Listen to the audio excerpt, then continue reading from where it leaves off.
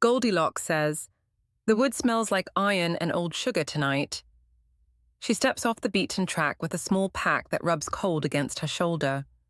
The sky is a bruise, and the trees lean in closer, their leaves whispering like people who know secrets.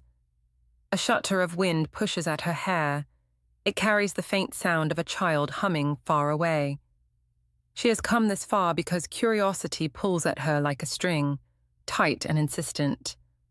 She has come because hunger is loud, and because the village says the forest keeps its own rules. Her name is not what the village calls her in whispers. They say the golden child, when they mean both wonder and warning.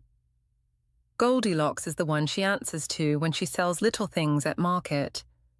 Tonight she answers to it while she moves through the dark, each footfall soft on moss. She remembers a story her grandmother told about a cottage that is never locked and about bowls placed to feed visitors. The memory is warm and sudden, like a light. Someone once said, "Shelter is a neutral thing." Nearer the cottage, the air changes. The moss smells sweeter. Something in the soil hums like a sleeping engine. A lantern glows through the trees, small and steady.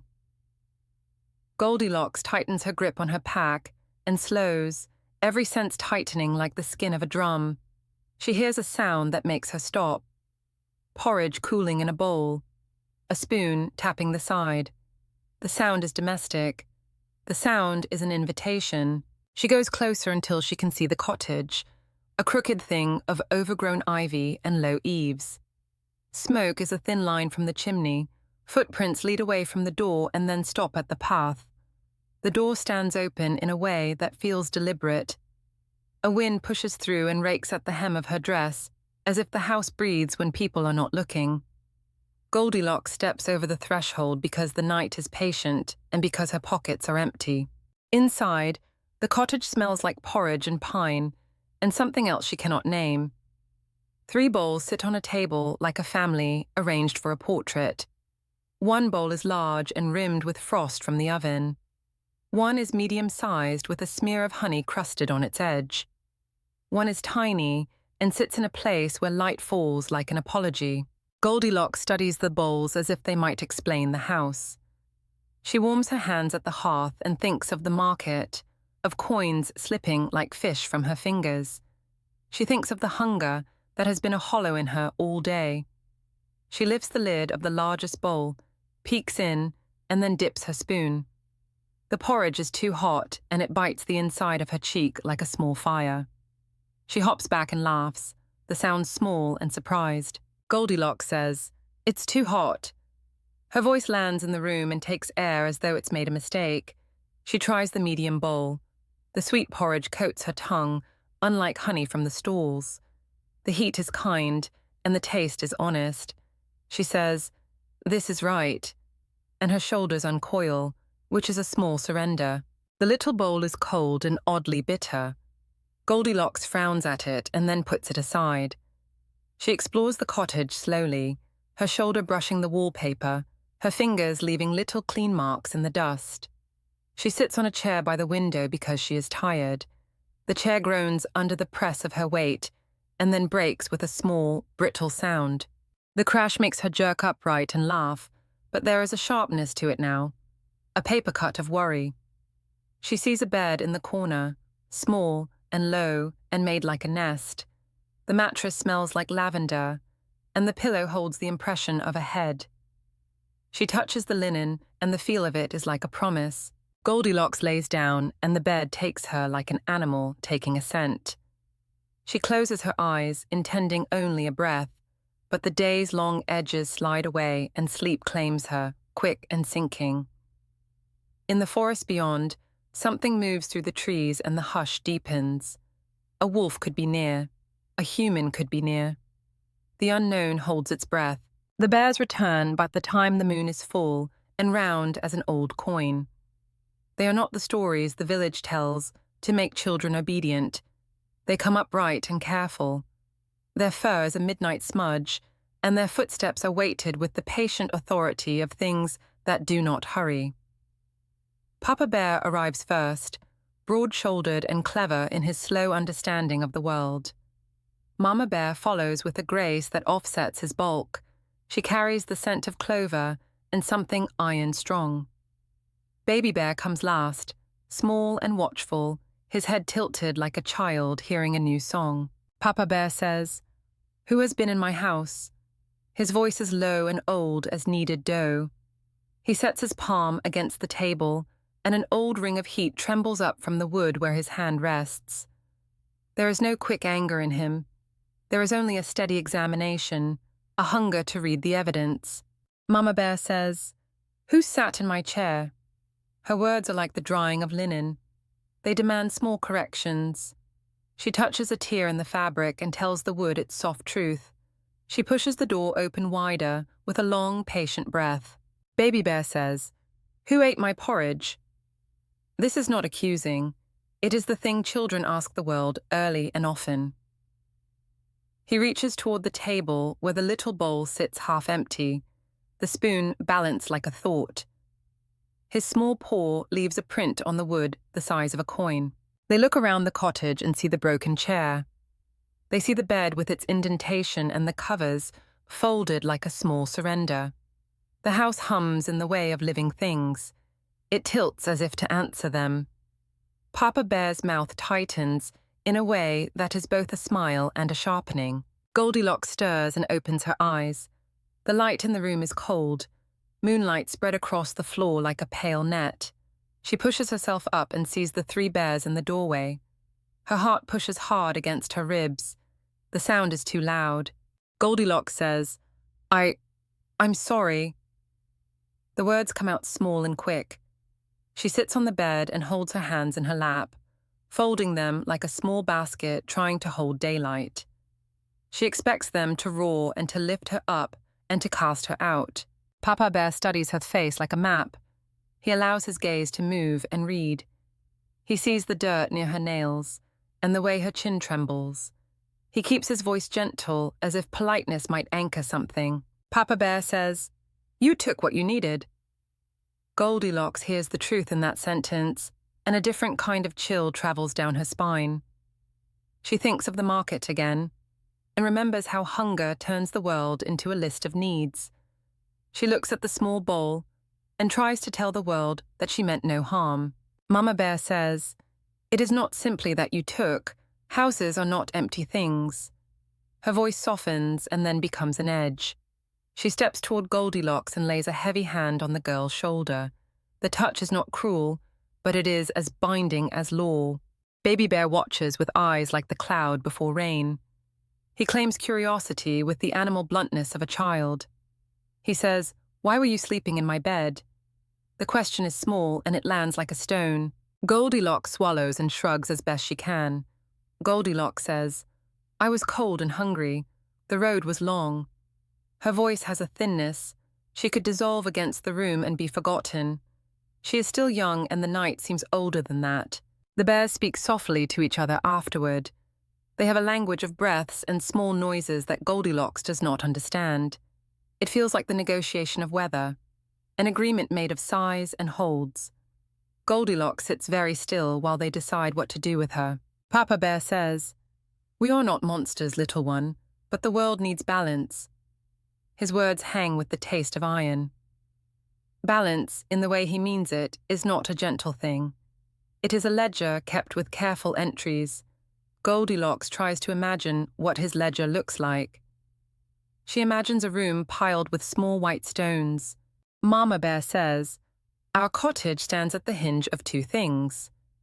She names the hinge as if the word is a key. The hinge of the safety the forest offers, and the hunger that lives under it.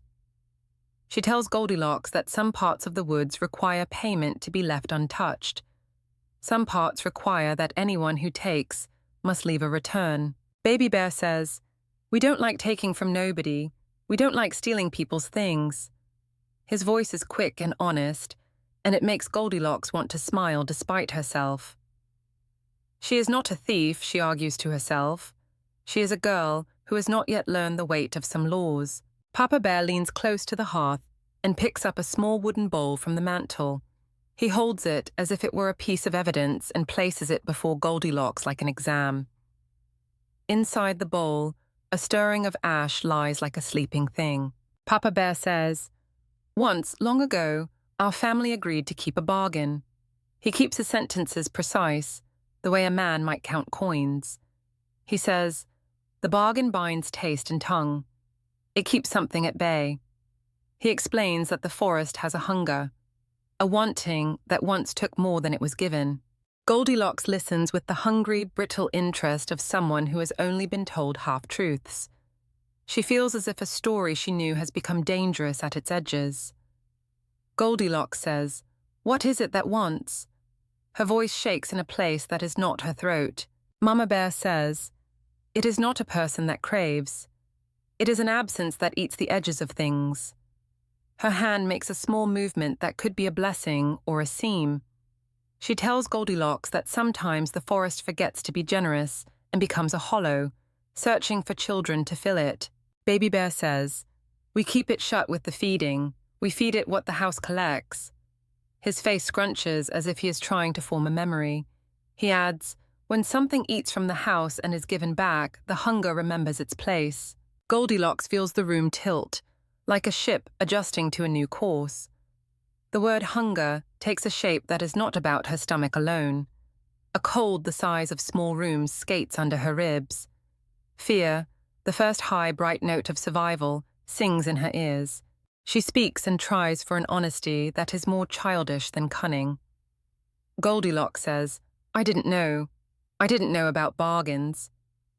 Her hands fumble in her lap as she looks at the little bear who wants to make rules of the world. It seems like the simplest defense. Papa Bear says, "Ignorance is not always pardon." His voice is a gravelly thing that sets the room into a formal place. He reaches into a high shelf and retrieves a thin rope, braided with moss and woven with little trinkets that blink when they catch the moon. He coils it and sets one end in Goldilocks' hands. Mama Bear's eyes are not unkind when she places the rope there. She says, "You may go after you perform a thing. It is the way to steady balances." Goldilocks looks at the rope like a crossword with missing letters. She tastes the word perform as if it were sour. Baby Bear asks, "What will you do? Will you promise?" He sits close enough that Goldilocks can smell the clover on his breath. She nods because refusal is less likely to save her than cooperation. Goldilocks says, "I will do what I can." She feels the rope like a loop of possibility. They tell her to walk to the edge of the property where the roots of the oldest tree reach, to spit into the hollow, and to whisper the name of something she loves. If the whisper is true and not meant to steal, Papa Bear says, the hinge holds. Goldilocks thinks of many names: the butcher, a distant cousin, the taste of warm bread. Her mouth shapes the names like stones, testing their weight.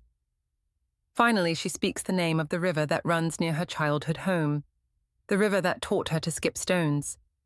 She whispers it into the hollow with fingers cold as river pebbles. The tree shudders a little, and a faint blue light blooms inside the hollow like a trapped star. Papa Bear smiles with the small pleasure of success and steps back. The house breathes as if returned to its balance, and the cold in Goldilocks' chest slithers back into a place where it is not all-consuming. She is allowed to leave with the rope tied around her wrist as a promise. Goldilocks steps outside into the night, and the moon splays her shadow long on the moss. Her legs shake despite the fresh air, and the way the forest seems to fold itself back around the cottage. She wants to run, to be in the village by dawn, telling the tale that will replace the bargaining in her memory. On the path, she hears another voice, one that is not part of the bear's low chorus. A man stands near the tree line, with eyes that are too bright. He wears a coat patched in odd ways and carries a lantern that smells like coal and oil. He watches the cottage with a kind of professional interest. The man steps forward with a gait that suggests he's been following tracks. His name is Elias, a woodsman who has a knack for finding things the forest loses. Elias says, "You shouldn't trust open doors in this night." His tone is rough as rope and carries a smile that is not clean. Goldilocks says, "My mistake brought me to them." Her words feel like an inadequate shield. Elias's gaze slides over the rope at her wrist, and his mouth narrows as if he measures men. He says, "They always have bargains. They always have rules that smell like shadows." Goldilocks feels an easy kinship with a man who speaks plainly. She says, "They let me go." Elias looks at her as if tasting lies and truth the same way. Elias says, "They let you go because you bartered, but sometimes the letting is temporary." Goldilocks watches his face and feels the weight of something she has not seen. Elias says, "There are other houses in the woods. Some things collect in them when they are not looked after." He shifts his lantern, and the light reveals small wooden figures hanging from a branch like fruit. They are dolls, each carved with the patient face of a person who has been found and contained. Goldilocks' stomach drops to a place even hunger cannot flatten. The dolls' eyes look like old coins, and the smell of varnish rises from them. Elias says, "We keep some things honest by remembering. Others we bind so they do not become hungry." Goldilocks realizes in a cold motion that the bargain Papa Bear mentioned is older and broader, and that not all barters are fair. She feels the rope on her wrist like a tether, and wonders if the world is stitched together by small, earnest cruelties. She asks Elias, "Why show me those dolls?" Elias says, "So you'll remember to speak the right name when the hinge needs it. So you'll understand that the forest gathers what it is given." There is a hardness in his voice that is not cruelty, but a simple arithmetic of survival. He stands and brushes his fingers through his beard, as if clearing the thought away. Goldilocks finds she does not like Elias's meaning of balance. She says, "Are they trapped?" Elias makes a small noise that is not quite laugh and not entirely sorrow. Elias says, "Some of them are less trapped and more chosen in absence. It is the same harm." A wind moves through the trees like a hand through hair. Goldilocks suddenly feels the urge for something other than escape. She thinks of the dolls and the blue light now tucked in the hollow. She thinks of the way Mama Bear pressed her shoulder, and the way Baby Bear's small face held the world's blunt honesty. Goldilocks says, "I don't want to be part of a ledger that takes people." Her voice is steadier than she feels. Elias watches her, and there is an odd mix of respect and warning in his face. He says, "Then do not walk away thinking the bargain is done." She walks back towards the cottage before dawn, slow as a woman carrying an omen. Her breath is thin like steam, and the night is a cold bowl around her. She needs to be certain the hinge remains closed, to ensure the forest cannot gather more hunger in secret. Her feet make faint prints in the dew. At the edge of the property, she finds a small stone, round and soft as a thumb. She remembers that bargains sometimes need witnesses. Goldilocks takes the stone and sets it where the path meets the roots, as if planting a sign.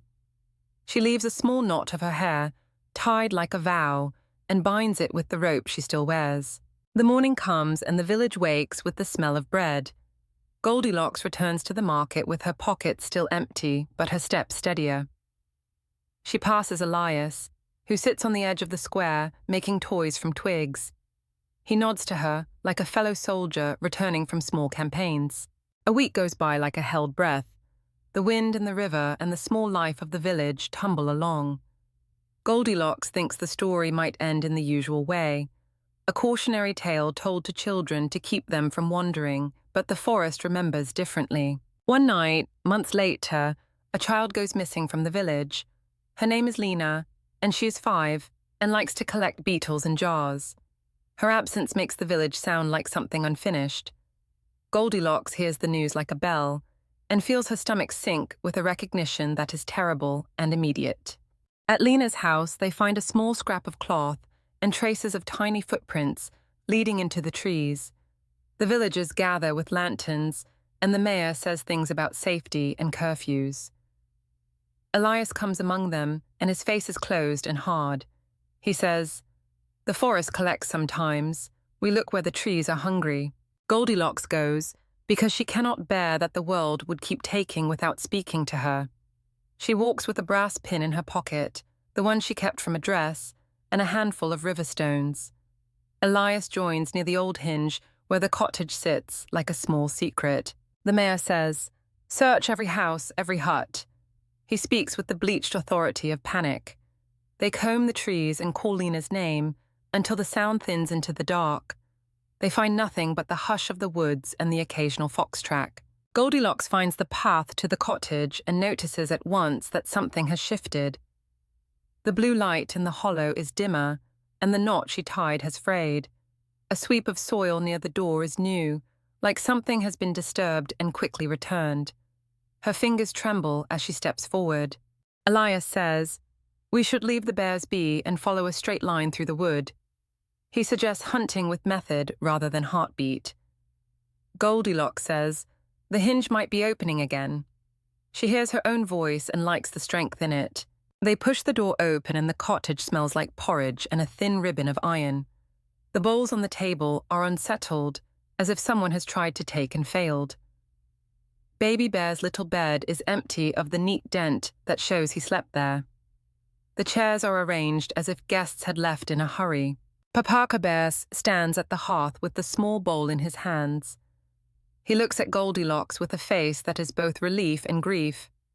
Papa Bear says, "We kept our bargain, but sometimes the hinge coughs and reminds us it is fragile."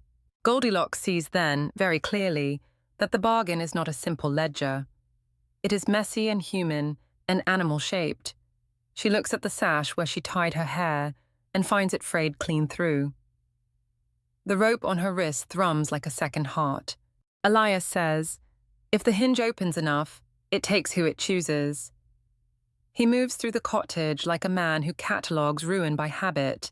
He points to a window and a smear of small handprints on the sill. He says, "It collects by wanting what is most bright." Goldilocks feels the floor under her feet shift in a way that makes the sound in her head stumble. She wants to scream that she will not be part of such a world, to rip the ledger and scatter its stones. She knows, though, that barking at the dark does not change it. They find traces of Lena's passage, a crushed beetle shell, a hair ribbon snagged in a nail. The trail leads outside and into the hollow tree where the blue light lives. The hollow is darker than before, and when Goldilocks leans close, she can see a thread of something moving inside, like breath fogging glass. Baby Bear says, "It is hungry." His voice breaks in the way that makes the world feel smaller. Papa Bear simply nods, as if the thing he expected is finally present. The hollow opens, and a scent like cold iron and sugar spills out. Goldilocks feels her teeth ache with the taste of memory. Something moves inside that is not quite solid. It shifts like a curtain catching wind. Elias tightens his grip on his lantern until the handle creaks. Elias says, "We bind, we break, we bargain, all of it to keep the thing from wanting more." He kneels and pulls a string of wooden charms from his coat, small and rough, carved in the shapes of birds and eyes. He tosses them into the hollow, and the charms sputter and die like small nightlights. The thing inside the hollow pushes back with a pressure like hands. It wants the village, the market, the laughter of children. Goldilocks steps forward and feels the pull, as if someone has taken her by the sleeve. Her rope has warmed from the summer, and now it tightens like a pulse. She hears a voice that is not her own but reverberates in her chest. It says in a language she understands with her bones, "Bring what feeds, and the hunger will sleep." Goldilocks realizes then the truth of Papa Bear's ledger. The house collects offerings, not because of malice, but because the world cannot hold all the bright things it finds. Sacrifice is the cruel accounting that keeps a larger collapse at bay. The village's brightest become the forest's pinprick warmth. Goldilocks looks at Lena's small shoes and feels the edges of herself bending. She could walk back to the village and tell the story and maybe be believed. She could also rip the rope from her wrist and run until she is a smear of breath in the road. She considers both with the brutal competence of someone who knows her next move may decide more than her life. Elias says, "You can cut the loop and run." His voice is sharp but not unkind. Goldilocks hears in it the option of self-preservation and recognizes how easy that path would be. She thinks of her grandmother's hands and the way she braided hair for luck and protection. Goldilocks reaches into her pocket and pulls out the brass pin. She looks at the small thing, and then at the hollow. Her fingers are steady enough to do small, exact things. She pins her hair with the brass and reaches for the rope. Papa Bear says, "There is another way." His voice is softer than it was before, but no less sure. He says, "You may give what you are willing to give, and we will place it in the hollow. If it settles, the hunger waits. If it does not, it takes." Goldilocks understands the ritual's cruelty, and yet she feels something else rising, a new understanding that refusing out of fear is another kind of leaving. She reaches deep into herself and finds the thing she keeps most secret. Not wealth, not a promise, not a name, a song. A lullaby her mother hummed before she left. Goldilocks says, "I have a voice that remembers." It sounds smaller than she expects, but the hollow listens like a thing learning a new word. She sings, a small tuneless sound at first, then steadier as her throat warms. The song is a simple stitch of syllables and river sounds, a cradle of place. The hollow answers with a shiver that hurts like a bruise. Lena's shoes tremble and a faint movement stirs where the dolls hang from the tree. The song spreads like a warmth across the floor and into the roots. Goldilocks sings harder, not for triumph, but for something like mercy. The hollow takes the song and shapes it, folding the notes into itself like paper folded to hold a secret. It responds by letting go of the thing it holds. Lena slips out of the hollow like a girl pushed from a wet sleeve. She falls into the arms of Baby Bear, small and blinking, as if waking from a storm. Goldilocks collapses to her knees, spent as tide-broken kelp. The village will later call this a miracle, and Elias will write its details with a steady hand. But in the moment, no one speaks for a long time, because what they have all done is both mercy and theft. Papa Bear says, "The hinge is not mended, it merely rests." His voice sounds both grateful and full of old sorrow. He helps Goldilocks up with the slow patience of deep ocean's shifting sand. Goldilocks looks at Lina and then at the small dolls, and the world feels stitched by a different kind of knowledge. Elias says, "You are the one who spoke true." The hinge listened. He does not praise her with florid words. He simply accepts the fact and moves on. Goldilocks feels smaller and larger at once, like the size of someone who has been seen and understood. There is a cost for what Goldilocks did. Her voice will not be the same after the hollow takes part of it. She feels in her throat a notch where a note used to sit like a missing bead. But Lena is safe, and the dolls slow their turning on the branch as if content. The village holds a quiet feast for the saved child and the returned woman. They bring bread and bowls, and the kind of small thanks that taste of rosemary and lit oil. Goldilocks sits and feels the rope loose around her wrist. She keeps it, but it is frayed and less sharp. She tells the story with a voice that trembles like a leaf and adds nothing unnecessary. Years go by, and the hinge requires little offerings now because the village remembers. Children learn the names that must be spoken and the songs that will slow the hollow. They teach them at school with the ordinary gravity of folklore. Goldilocks becomes the woman who hums at market, selling small things and sometimes stopping mid-sentence to remember a tune. Elias makes toys and sometimes comes by her stall to trade a carved bird for a loaf. Baby Bear watches the children's games and lets them climb the tree's low branches. Mama Bear comes to the edge of the wood and waits for the moon while she knits. Papa Bear keeps the ledger in a wooden box and polishes its stones with a tenderness that looks like guilt. Goldilocks carries a small scar in her throat that makes some nights quieter. When she sings to no one, the notes are easier and then jagged. They keep some of the hollow's shape. She teaches Lena how to skip stones and how to knot a rope for safety. She tells the story in a voice that softens the edges and keeps some of the bite.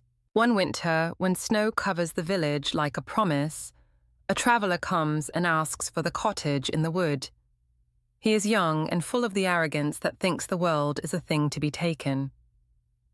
Goldilocks meets him at the market and sees herself in the tight, eager set of his shoulders. She touches his sleeve and remembers the small breaking of the chair, the roof's breath, the hollow's hunger. Goldilocks says, "There are doors that are closed for a reason."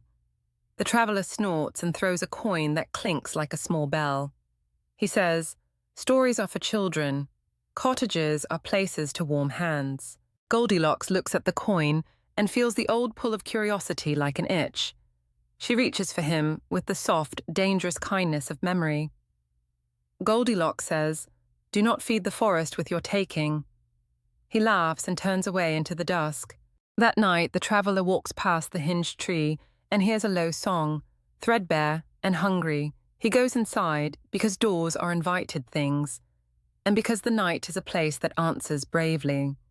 He eats the porridge, sleeps in the bed, and breaks a chair like a small, careless god. Morning finds him gone, and the cottage empty, like a place that has been used by hands that are not gentle. Later, men find a wooden figure, carved poorly and left on a stump. It does not look like the traveler so much as the emptiness he carried with him. The village takes it and hangs it from a branch as a warning and as an offering. Goldilocks sighs when the news arrives. She tastes something like sorrow and relief in the same breath. She knows the ledger resets and that any peace is temporary. But she also knows, deeply and in the small metal of her bones, that curiosity is not evil, and that mercy exists even in bargains. She walks to the cottage sometimes, in spring when the moss blossoms, and in autumn when the leaves turn like old coins. She sits on the low wall and listens for the hollow's small hum. She ties a ribbon to the branch and leaves a spare song in the hollow now and then. The forest learns to expect both offerings and songs, and the hinge settles into a cadence like weather. Goldilocks grows older, and her hair blunts around her face. Children still call her the golden child, sometimes as praise, sometimes as a dare. She looks at them with the kind of soft stern she learned at the cottage and tells them the truth she can. She says, "Curiosity is a sharp thing. Use it, be honest with it, and remember to sing when the hollow wants to eat." When she dies, they bury her at the edge of the wood where the roots keep secrets. They lay a small stone on her grave, engraved with a single line of music. The bears come, each in their way, and sit like mourners at the edge of wild lore. Elias makes a small wooden script of her name and leaves it on the stone. The hinge stays for now, as hinges do. Sometimes a child disappears and comes back with a story of stars in her pockets. Sometimes the hollow grows and cannot be placated for a little while. The village learns the balance in a way that humbles them. To live together is to make bargains with danger. Goldilocks is remembered with a complexity that terrifies and comforts. Parents sometimes whisper her name as a warning when hands reach for flour and doors stand open. The children, though, run toward the forest because stories are bred and they need their hunger shaped. They bring songs and don't always mean it, but their reckless voices are part of the cure.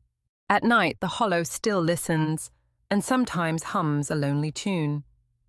On clear evenings, you can hear in the village a memory of Goldilocks's voice threading the market's sound. It is a small sound between the clink of knife and the laugh of a child. It holds the way brightness can be preserved if people are willing to work for it. The fairy tale is not one of simple fear and punishment. It is not a tale where curiosity is purely folly. It is a story of bargains and bones, of how communities balance the bright bits of their world. It is frightening because it is honest about what must sometimes be traded to keep others safe. Goldilocks' last song hangs in the air like a faded ribbon. It is not a warning only, it is an instruction. Listen, it says quietly, take the light, but do not forget to feed the hinge with truth and voice. The forest remembers, and the small ledger continues its slow, hard arithmetic.